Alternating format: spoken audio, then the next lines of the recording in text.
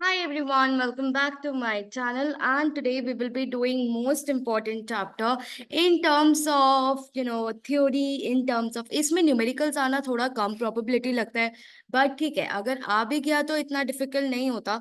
ठीक है, ये बेसिक चैप्टर है जिसमें हम एबीसी पूरा डिस्कस करने वाले हैं, एक्टिविटी बेस्ड कॉस्टिंग। ओके, सो एबीसी हम इसे शॉर्ट में बोलते हैं। प्लीज जो हमने चैप्टर 1 में किया था एबीसी, उससे कंफ्यूज मत होना।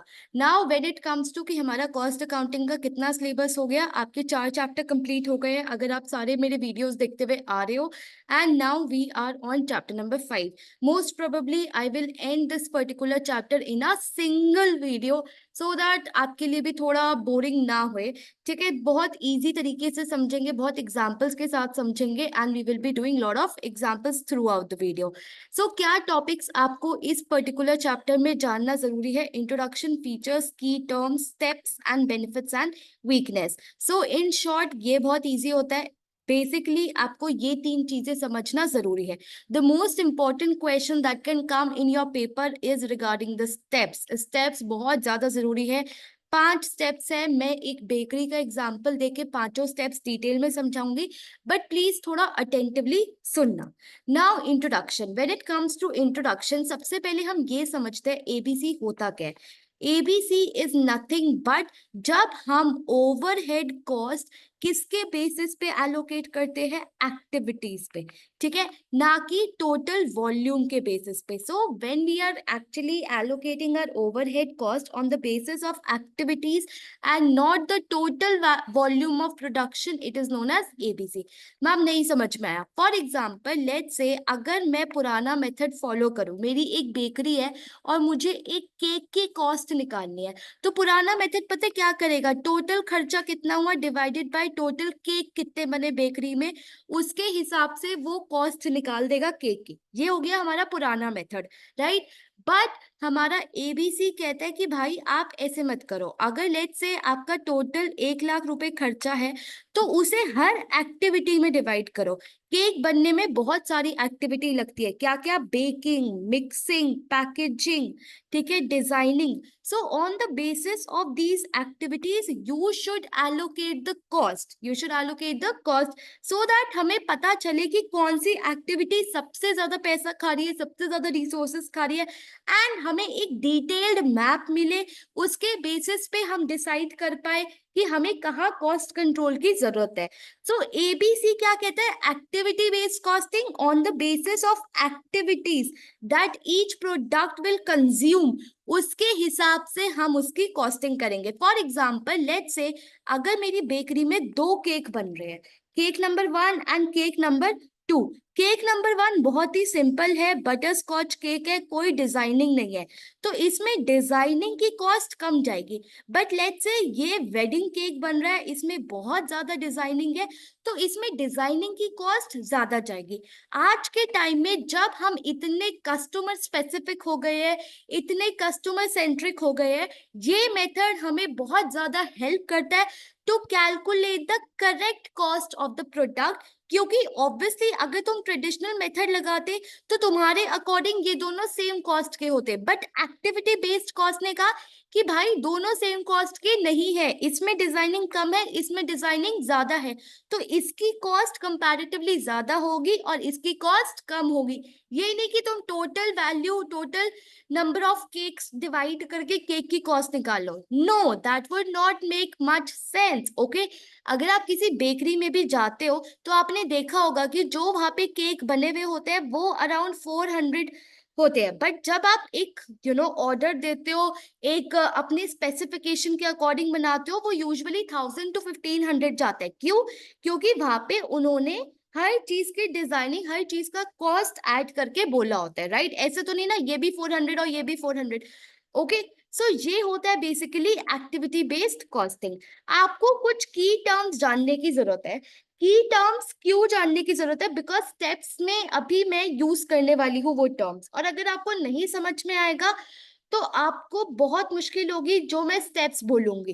तो स्टेप्स को समझने के लिए you need to understand those terms. पहला आता है cost object, an item for which cost measurement is required. Cost object, for example मेरी बेकरी में कुकीज और केक बन रहे हैं, so my cost object would be cookies and cake, cookies and cake.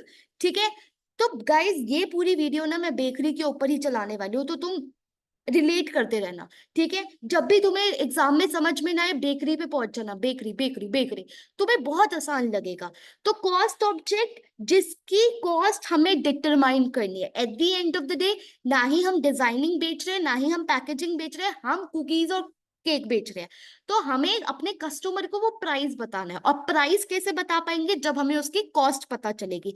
तो कॉस्ट ऑब्जेक्ट क्या हो गया, जिसकी कॉस्ट हम मेजर कर रहे हैं, जिसकी कॉस्ट हम मेजर कर रहे हैं। एक्टिविटी, एक्टिविटी क्या होती है, फॉर एग्जाम्पल अगर मैं बेकिंग में देखूं, what are different types of activity, your baking, your mixing, your packaging, your designing, these are activities, these are activities. So unit of work with the specific purpose that consume resources. Then cost pool, cost pool का क्या मतलब हुआ, grouping of cost related to specific activity. Ma'am नहीं समझ में आया। For example let से आपका मिक्सिंग है, ठीक है, आपकी एक एक्टिविटी मिक्सिंग है। अब मिक्सिंग में कुछ रिसोर्सेस लगेंगे प्लस कुछ लेबर लगेगी, फाइन, कुछ मटेरियल लगेगा कुछ लेबर लगेगी, तो वो आपका कॉस्ट पूल हो गया फॉर द मिक्सिंग। मिक्सिंग में क्या लगा, लेबर प्लस रिसोर्सेस। लेट से बेकिंग, बेकिंग में क्या लगा आपका, ओवन, तो उसका कॉस्ट पूल क्या है, ओवन। पैकेजिंग में लेट से आपके लगे boxes plus wrapping paper, boxes plus wrapping paper, so वो आप क्या कर रहे हो, आप कॉस्ट पूल बना रहे हो। You are grouping the cost related to the activities, related to the activities. And finally cost driver, cost driver is a factor that causes cost in a cost pool to change. For example let's say आपकी mixing में driver क्या होगा, mixing hours, जैसे जैसे hours change होते रहेंगे वैसे वैसे आपका कॉस्ट चेंज होती रहेगी, राइट। तो इसने क्या बोला, जो ऐसी चीज, ऐसा फैक्टर जो आपके कॉस्ट पूल में चेंज लाता रहेगा। फॉर एग्जाम्पल पैकेजेस, अगर मैं पैकेजिंग का कॉस्ट पूल का बात करूं, तो पैकेजिंग में रैपर था, बॉक्सेस थे, राइट। तो जैसे जैसे नंबर ऑफ पैकेजेस बढ़ते रहेंगे मेरी पैकिंग कॉस्ट बढ़ती रहेगी। So cost driver is nothing but what is actually driving the cost, what is actually driving the cost. तो बेकिंग में क्या होगा, आपके hours, hours of baking. For example अगर केक 1 सिर्फ 1 घंटे की बेकिंग ले रहा है और केक 2 4 घंटे की बेकिंग ले रहा है, सो ऑब्वियसली उसका कॉस्ट अलग है, उसका कॉस्ट अलग है, उसमें ज्यादा कॉस्ट आएगा, उसमें कम कॉस्ट आएगा, फाइन। तो कॉस्ट ऑब्जेक्ट जिसकी डिटरमाइन करनी है, activities, cost pool and cost driver. ये 4 टर्म्स आपको आने चाहिए, मतलब पता होना चाहिए, मीनिंग पता होना चाहिए, या एग्जाम्पल पता होना चाहिए, ठीक है, सो दैट आप पेपर में समझ पाओ कि भाई आखिर ये होता क्या है, मेरे सर के ऊपर से नहीं चला गया, ठीक है। Then what are the steps involved in the process of activity based costing? क्या steps होते हैं? Again, we will understand it with one by one step. Please इसे ध्यान से लिखना अपने पेपर में and इसे अच्छे से लिखना। सबसे पहला step होता है inventory and screen activities to identify essential one. What does it mean? Start by listing all activities from product development to marketing. Ask essential question to refine the list, ensuring it is manageable. For example, let's say आपकी bakery है, ठीक है। अब bakery में आप 2 product बना रहे हो, एक बना रहे हो केक, एक बना रहे हो कुकीज, ओके। सो आपके लिए क्या क्या एक्टिविटीज है, पहले आप ये आइडेंटिफाई करो। आपके लिए 3 एक्टिविटीज है, mixing, baking, designing and packaging, fine. तो आपके लिए क्या है, आपके लिए 3 4 ले लो, चलो 4 एक्टिविटीज है, 3 एक्टिविटीज है, ठीक है। तो सबसे पहला क्वेश्चन क्या हुआ, आपने अपनी एक्टिविटीज आइडेंटिफाई करी, you listed down all your activities, okay, step number 1। Step number 2 is you create the cost pool. हमारे एग्जाम्पल में क्या क्या कॉस्ट पूल होंगे, mixing cost pool, baking cost pool and packaging cost pool. यहाँ पे मैंने क्या किया, मैंने कॉस्ट पूल क्रिएट किया, मैंने कॉस्ट पूल क्रिएट किया, फाइन। तो classifying activities into segment like machining और assembly and grouping their cost. Third is the apportion support cost to primary activities. For example, मेरी बेकरी में कुछ क्लीनिंग एक्टिविटीज भी होती है. This is activity which will be supporting my main cookies का धंधा. ठीक है, तो जो आपकी क्लीनिंग एक्टिविटी क्या है, वो आपको सपोर्ट कर रही है प्राइमरी एक्टिविटी को. सो उसे भी आपको बांटना पड़ेगा, उसे भी आपको अपोर्शन करना पड़ेगा, उसे भी आपको अपोर्शन करना पड़ेगा. The fourth is to determine cost drivers and calculate rate. पहला क्या कह रहा है, cost drivers allocate determine करो, cost drivers determine करो. cost driver की definition हमने पिछले स्लाइड में देखी थी. अगर मैं मिक्सिंग, बेकिंग और पैकेजिंग के ड्राइवर देखूं तो क्या है, hours of mixing, hours of baking and number of packages, यही इसके ड्राइवर्स है. Find what is actually driving that cost, that is cost drivers. ये हमने डिटरमाइन कर लिया. अब हमें रेट डिटरमाइन करना है. रेट कैसे डिटरमाइन करेंगे? फॉर एग्जाम्पल, मिक्सिंग में टोटल कॉस्ट आपकी 10,000 रुपए लग रही है और मिक्सिंग के आवर्स 1000 है. तो आप रेट कैसे डिटरमाइन करोगे? Total cost divided by total drivers, जो ड्राइवर की कॉस्ट आई, मतलब ड्राइवर्स. तो ये हो गया 1000. तो 10,000 divided by your 1000, that is $10 per hour. $10 per hour is the rate of mixing. Fine. Then apply overheads to the product using the cost driver. कैसे ma'am, कैसे करना है? देखो, स्टेप नंबर 5 समझो. लेट्स से आपके दो प्रोडक्ट में से केक, आपके स्टेप नंबर 4 में चलो केक लेता है मशीन, आपका एक केक है जो लेता है 2 hours फॉर मिक्सिंग. बेकिंग के लिए it takes 3 hours and packaging एक ही है. अब ये आपको डेटा गिवन है.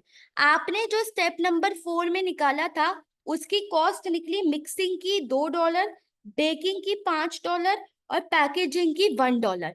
तो अब यहाँ पे हमें क्या निकालना है? ये कॉस्ट की, एक मिनट, सॉरी मैंने डिलीट कर दिया. $2 per hour is the mixing cost. Baking की आई $5 पर आर एंड पैकेजिंग की आई $1 पर आर. तो अगर मुझे इस केक की कॉस्ट निकालनी है तो मिक्सिंग का कितना हो गया? 2 into 2 that would be 4, 3 into 5 that would be 15, 1 into 1 is 1, तो दैट वुड बिकम 19 and $20. तो हमारे केक की कॉस्ट कितनी हो गई? $20. क्या हो गई? $20. तो यहाँ पे मैंने divided by number of cakes नहीं किया, मैंने क्या किया, मैंने हर एक्टिविटी का कॉस्ट निकाला and then I calculated the cost of the product. तो step number 1, identify the activities. Step number 2, identify the cost pool. Third, कोई सपोर्टिंग एक्टिविटी है तो उसे अपोर्शन करो.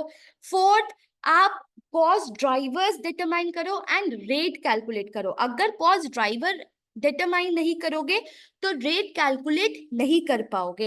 And finally you should apply overheads to the product. Then what are the benefits and what are the weakness of ABC method? सबसे पहले what are the benefits? When it comes to the benefits, आपको सिर्फ एक mnemonic याद रखना है, that is a dice. Okay, a dice से आपको सारे बेनिफिट याद हो जाएंगे. कैसे? सबसे पहले A stands for greater accuracy.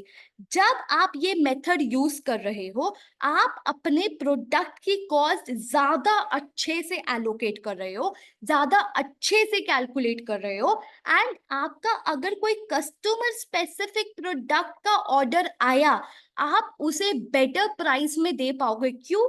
क्योंकि बाकी लोग गधों की तरह ट्रेडिशनल मेथड फॉलो कर रहे हैं, तुमने ध्यान से एक एक एक्टिविटी की कॉस्ट निकाल रखी है, तो तुम ज्यादा कॉम्पिटिटिव प्राइस पे दे पाओगे.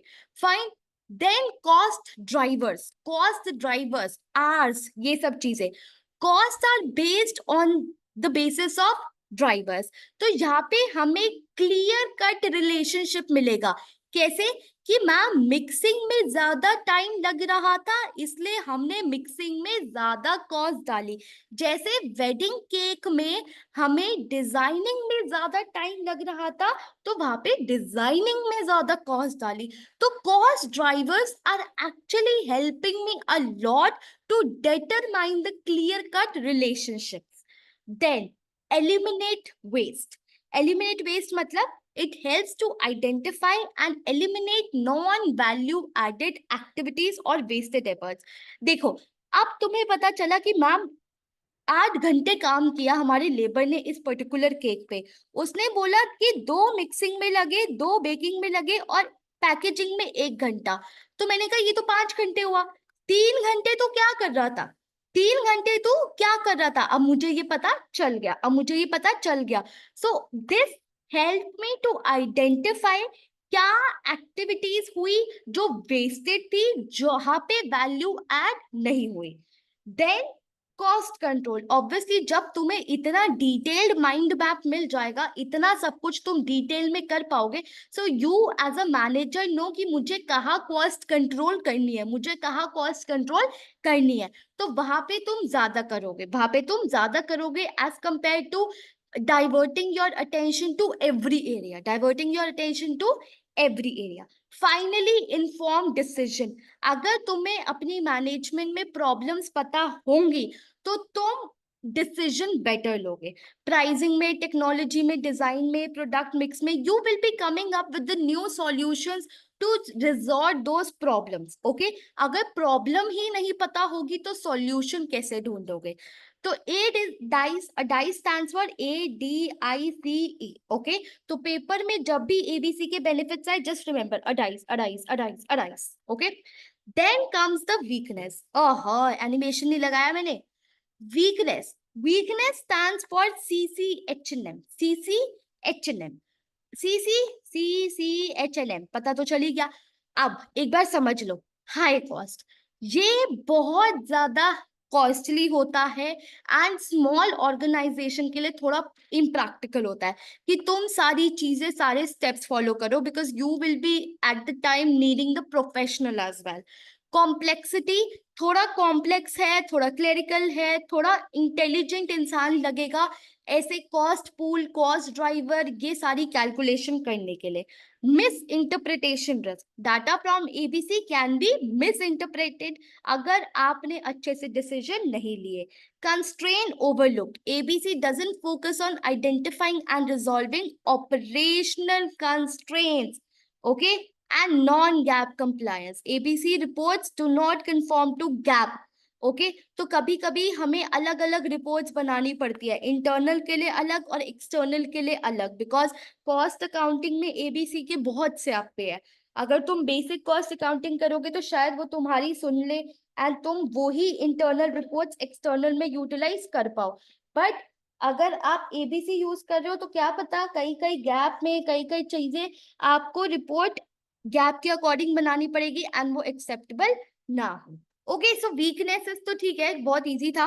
बेनिफिट्स तो और भी इजी थे। तो बेसिकली ABC इतना मुश्किल है नहीं। It should not take you more than 20 minutes to revise this whole topic. Bye, because सबसे पहले तुम्हें एक बार समझ में आ गया तो तुम 10 ईयर से या किसी भी बुक से पढ़ोगे, तुम्हें अच्छे से समझ में आ ही जाएगा। सो अगर मैं टिप्स पे देखूं कि मुझे क्या क्या करना था, मुझे सबसे पहले I need to make sure what is the meaning, what are the features, features में बेनिफिट्स लिख दोगे, गलत नहीं होंगे।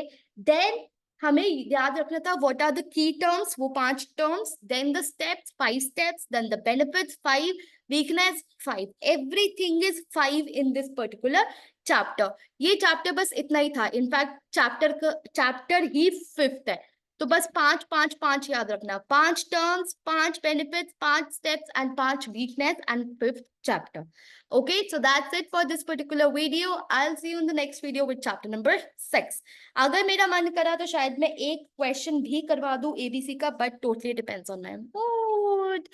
Okay, bye. I'll see you in the next chapter. Bye bye. Take care. All the best.